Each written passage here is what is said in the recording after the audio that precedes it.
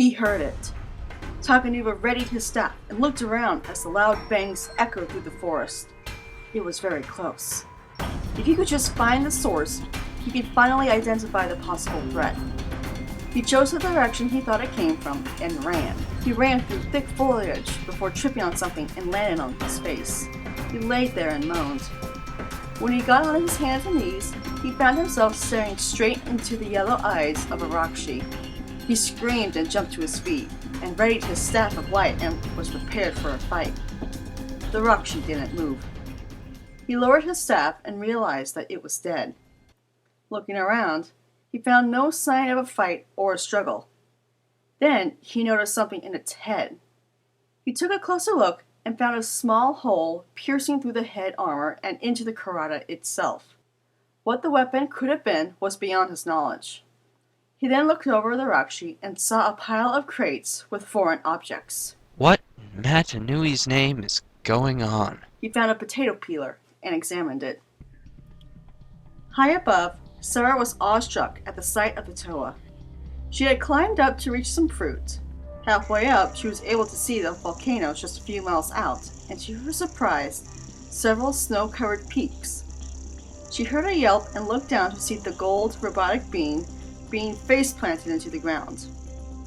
She then recalled Ashley's account of an angel. It matched the description, and looking closely, she saw what appeared to be organic tissue inside it. The question now was what to do. Suddenly, a soft whisper filled the air. Sarah immediately shook her head. It was an odd thought, even though she just killed a much bigger creature. Hesitantly, she pulled out her rifle and aimed it at the robot. For several seconds, nothing happened. Kill it before it kills you. She clenched her teeth and rubbed her head. Did she really have to? For all she knew, it could be friendly. Then again, Mr. Brute said that they were savages. She decided that if she were to find the truth, she would have to observe it very carefully. Takanuva was done going through the bizarre objects. Whatever had killed this Rakshi must have wanted it to stay secret. Why that would be was something he would have to discuss with Kopaka. He grabbed the karata and pulled it out the armor before walking off. Sarah found it odd that he would do that. When he was a fair distance away, she climbed down and repacked, this time replacing most of her gear with winter attire. If he was going to the volcano, she won't have to worry. If he chose the mountains, she would have a more treacherous but rewarding adventure. Well, how was it? No luck. He and Mr. Petrick returned from another search mission with no survivors. Mr. Petrick held in his hands the only good news. We did catch some food. He tossed it on top of a table. The students and survivors stared with disgust at the eel-like creature. It was purple, scaly, and had 6 large spikes protruding out of its back. Are we supposed to eat that? Yes, we can't afford to be picky. Ethan, we're going to keep hunting. Will you prepare something for us? Sure will. Mr. Petrick then followed BJ as he left. I don't think we're using the right strategy. What do you mean? By now, some of the survivors may have moved far inland. We should search further inland as well, or at least explore the place. Don't you think that's a little risky? Yes, but think about what we could find. Food sources, a better campsite, or even civilization. Alright, but we'll have to plan this thoroughly. A 3-day trip, no kids tagging along, and we'll need to bring bullets. Lots of bullets. The cold became more than bearable for Sarah, and she put on her snow gear. It consisted of a ski vip, a thick red and black coat, a matching stocking ski hat, a ski mask, goggles, winter shoes, and gloves. The amount of time she spent preparing allowed the robot to get far ahead. Experience taught her not to run after it, as she would sweat. Once she settled down, the cold would freeze to sweat, and she would have a miserable night on the mountain. Fortunately, the sky was calm. Only a few cotton balls of clouds floated high above. The robot's tracks were difficult to see off the reflective snow, but once she put on her goggles, the difference was night and day. She followed the trail at a steady pace up a slope. It led her through a long and narrow pass before going up another slope and along the edge of a cliff. Soon, she found the robotic figure far downhill and approaching another pass. Instead of walking, Sarah got on her back and slid down. She let out a big smile as she picked up speed. When she reached the bottom, she sat up and found herself much closer to the robot. Luckily, it didn't notice her approach as it entered the pass. She followed it, making sure to keep her distance. As she was coming out of the pass, she stopped and ran back in. She slowly peeked out to find the robot had stopped just 20 yards in front of her. It had found another pile of random supplies. It looked around nervously, as if expecting someone to jump out at it. Cautiously, it walked away. Sarah debated to herself whether to investigate the supplies or not. A quick scan of the sky showed no signs of any storms. She went over and began to salvage. She pulled out a few chocolate bars, which were hard as a rock when she bit into one, a Swiss Army knife, and tranquilizers. It had no practical application for hunting, but she figured it would help in detaining the robot. She packed a few darts and put on her pack. As she began walking again, the hairs on the back of her neck stood up and she shivered.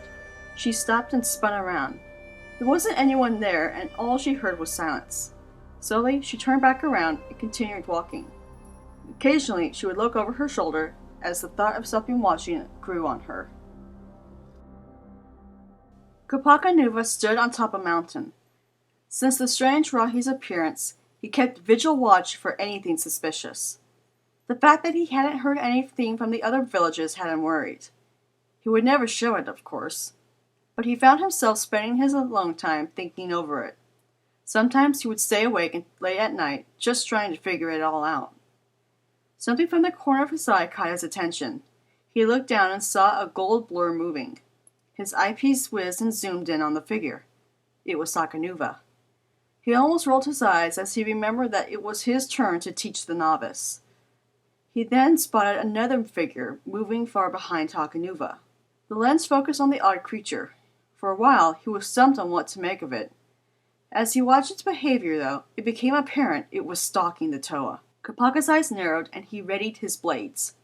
This will be the first lesson Takanuva receives. Always watch your back. Following the trail Sarah had cut home wasn't difficult. It was the amount of running Janet did that had her to the point of exhaustion.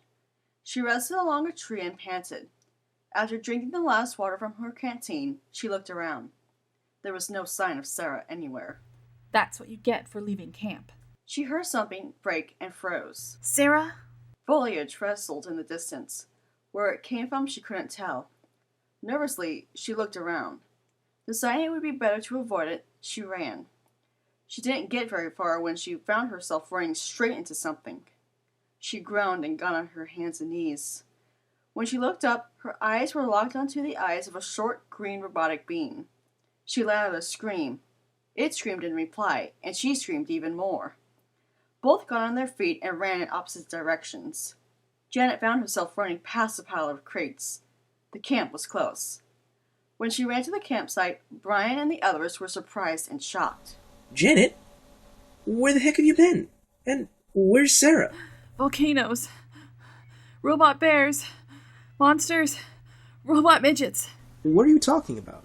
Janet put up a finger and took several more deep breaths.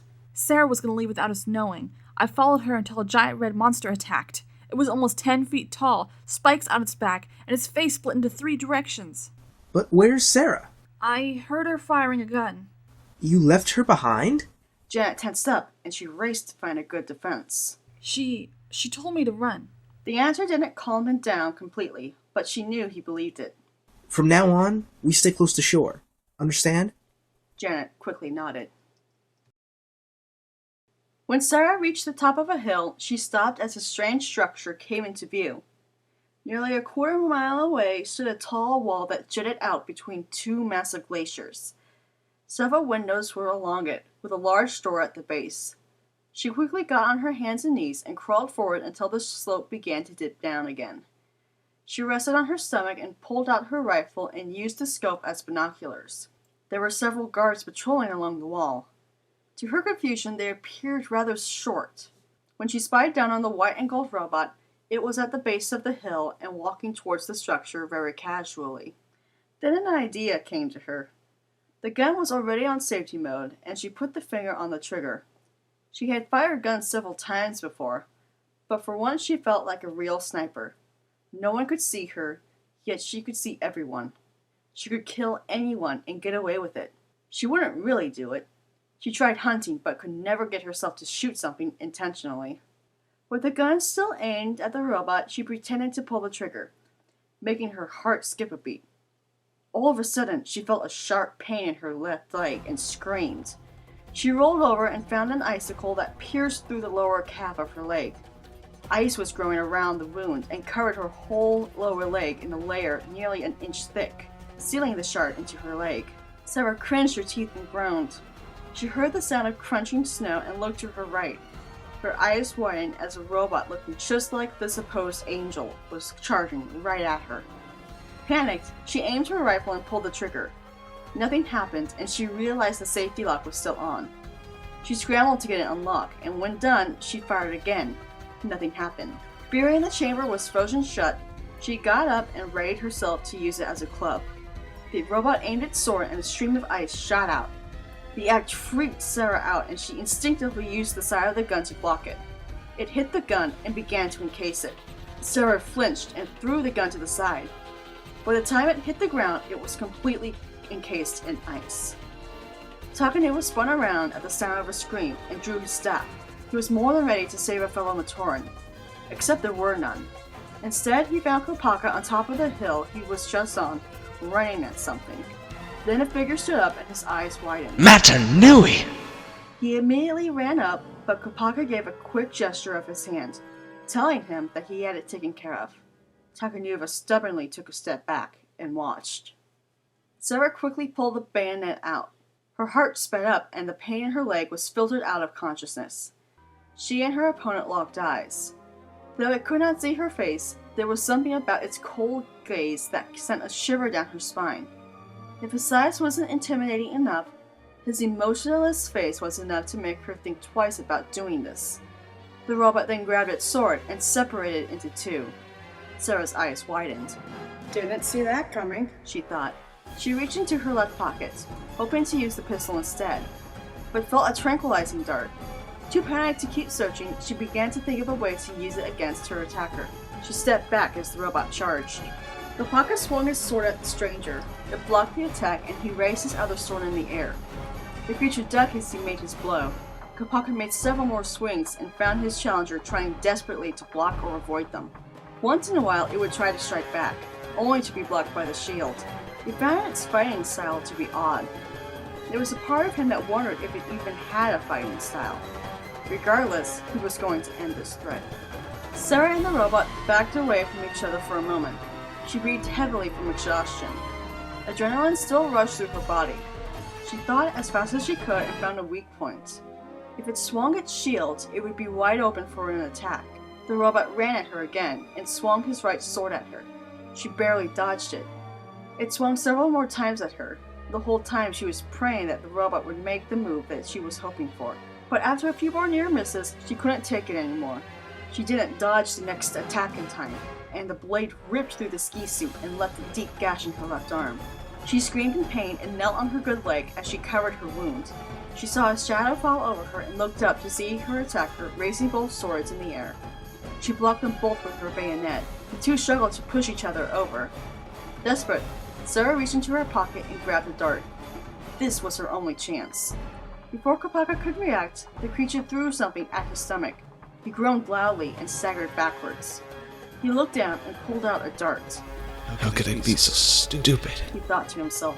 The creature took advantage of the moment and pulled out another foreign weapon. He looked at it and noticed the similarities it had with the one he just froze. He raised his shield in time. There was a flash and a loud bang, followed by a sharp cling as he felt something hit the shield. It fired again, and the same thing happened. But this time, the attack ricocheted off his shield and went into Takanuva's right shoulder armor. It made a loud clink and knocked off his shoulder piece. The Toa of Light stumbled backwards in surprise. Kopaka then stabbed the sword into the ground and sent a stream of ice shards that erupted out of the snow and at the creature. It threw itself out of the way and landed flat on the ground. As it got up, he charged one more time, using his shield as a battering ram. Sarah was too tired to dodge in time and was knocked to the ground. She looked up and saw the robot raise its sword again. Unable to get up, she used her half-frozen leg to block the attack. But when the sword made contact with her foot, the sword glowed and the ice advanced up her leg. Sarah yelled in horror and yanked her leg away. She then used the weight of her ice-covered leg and swung it at the robot's legs. The force of the impact caused the robot to fall over and land on its side. She took the opportunity to roll away and get herself back up, but with the leg almost completely frozen, it was difficult. Kopaka got on his knees and looked at the creature bitterly. That's it. I'm finishing this. This. The world around him was slowly starting to spin. His vision became blurry, and he stood up and stumbled a little before shaking his head. By the time he had cleared his vision, the creature was back on its feet. Before the Toa of Ice made his next move, his vision blurred again.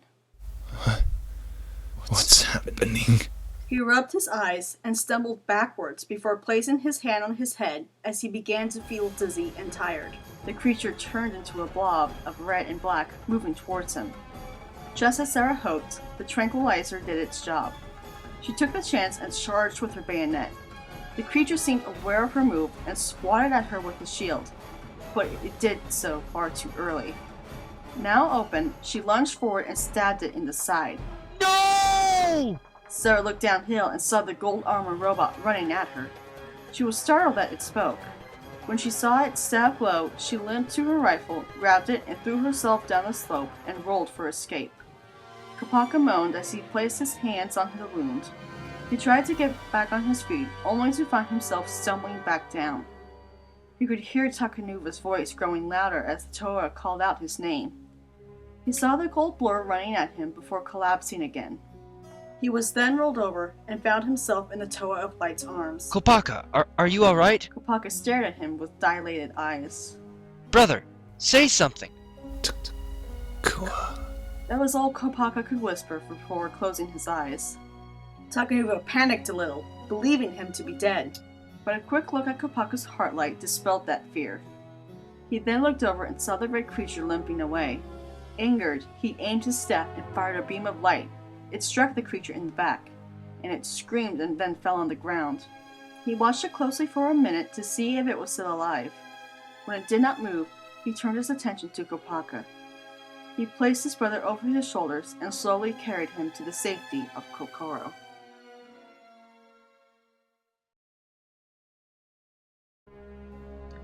Sarah didn't know how long she was going to play dead. The cold air stung the exposed skin of her left shoulder. The urge to treat it was overwhelming for her. When she didn't hear anyone approach her, she opened her eyes and slowly turned her head over. The two robots were gone. She took a deep sigh of relief and tried to get back on her legs. When the tattered fabric of the coat rubbed against the skin, she hissed and tried to place a hand over it. Unable to reach, she grabbed some snow and tossed it on the wound, but it only made the stinging worse. She yelled and shook off the snow. Sarah then looked at the sky. The sun was nearly set and the temperature was dropping. Slowly, she dragged herself back to the pile of supplies. The track was long and grueling. The cold began to seep into her leg and she started to shiver. When she reached the supplies, it was dark. She dug through, hoping to find something useful, and found several cloths, a hammer, and newspapers. She looked around for a possible site for a shelter. There was a small cave several yards from the pass. She dragged herself over and looked inside. The roof of the cave was only a few feet above her, and she was able to make out the end of the cave just before it could be enveloped by darkness. Satisfied, she sat herself down, with her frozen leg sticking out and her free leg facing away. With hammer in hand, she took a good whack at the ice. The impact sent a shockwave up her leg, and she clenched her teeth. This wasn't going to be easy, as she thought. Liwa swung across the canopy. His plans to talk with Tahu were interrupted earlier by a Nui Jaga swarm that had gotten uncomfortably close to his village. But even with the threat gone, he wasn't going to Takoro. He was looking for Kongu. The pilot took part in driving the Rahi away, but hadn't been seen since. As he transitioned to the next vine, he spotted a Liwa Torn running frantically back to Likoro. It was Kongu. He swooped down and landed in front of the Matoran. It's you, Lewa. Little one, what's with the quick running? I was air flying when a loud bang startled my bird. It bucked me off and I had to ground walk back. And then I was quick struck by a creature. What kind of creature? I don't know. It was monstrous looking, and it made a high-pitched cry. I quick ran back here as fast as I could. Kongu looked behind himself. Looks like I shook lost it. He was face lit with concern. We should quick speed to Lake Oro. It's getting late. But don't worry. I'll look for the creature tomorrow. He let Kongu hop on his back and then drew out his air katana. With a few quick steps, he launched himself into the air and glided back to the village. To be continued.